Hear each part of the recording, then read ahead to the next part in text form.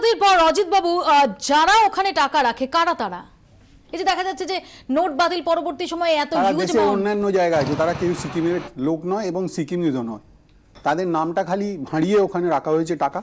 আর ওই কাজটা আজকে হচ্ছে না, এটা বহু বছর থেকে হচ্ছে, হঠাৎ এটা নজরে এসছে। কিন্তু আমি বলবো সবচেয়ে খুশির কথা সেটা হচ্ছে যে এত বছর ধরে যে চলছে এইভাবে কিন্তু পাবলিকলি যে লোকের নজরে আসবে বা সরকারের নজরে আসবে, সরকার সঙ্গে সঙ্গে তার অ্যাকশন নেবে, এটা কিন্তু হাইপার অ্যাক্টিভ।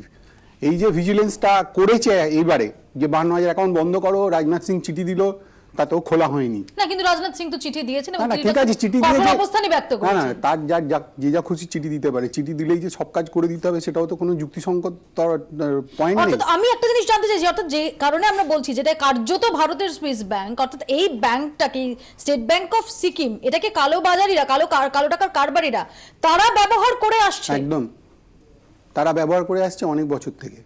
আমি বলছি তো বারবার যে বহু বছর থেকে, অ্যাটলিস্ট 36 বছর তো আমি জানি। এখানে শুধু কিন্তু 1980 সাল থেকে আমার জানা। এই যে আমরা প্রথমেই বলেছিলাম যে ব্যাংকিং সেক্টরকে যখন ডিরেগুলারাইজ করা হলো, যদিও রেগুলেটরি বডি রেখে, তখনই আমরা বলেছিলাম ভয়ঙ্কর ভালনারেবল হয়ে যাবে। তখন আমাদের দেশে ডেলিভারি মেকানিজম খুব পুয়ার, অর্থাৎ আমি একটা সিদ্ধান্ত নিচ্ছি মানুষ পর্যন্ত পৌঁছবার জন্য যে মেশিনারিটা ব্যবহার হয় সেটা খুব আমাদের দেশে খারাপ।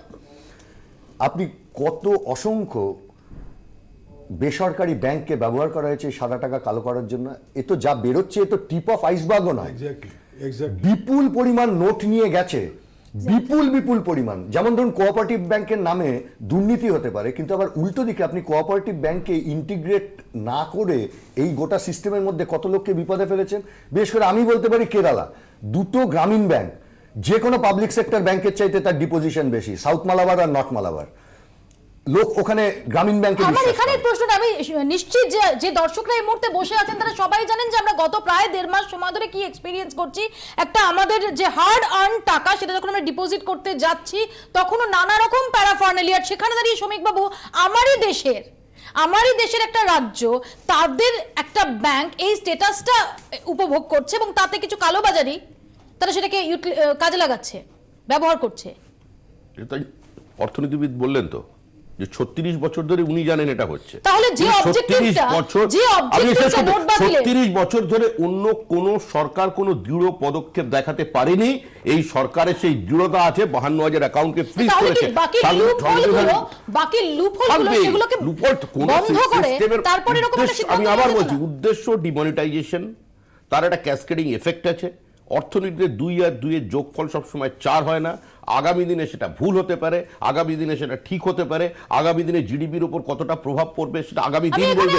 কিন্তু উদ্দেশ্যটা যেটা ছিল সেই উদ্দেশ্যটা এই কারণে করা হয়নি যে ডিমনিটাইজেশন করাবে, তার করছে কারা, যারা করছে তারা কালোবাজারি।